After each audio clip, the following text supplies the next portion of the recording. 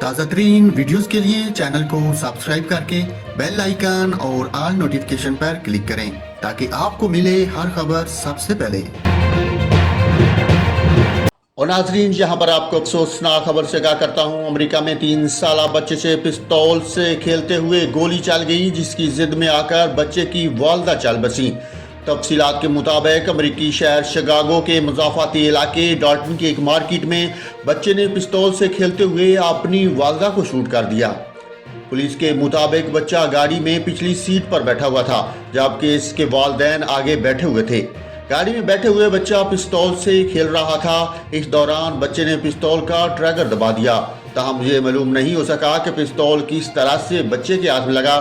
بچے کی والدہ کو گردن میں گولی لگی، جس کی وجہ سے اسے ہسپتال میں پہنچایا گیا، تاہم وہ جاں بحر نہ ہو سکی اور ہسپتال میں پہنچتے ہی دم توڑ گئی۔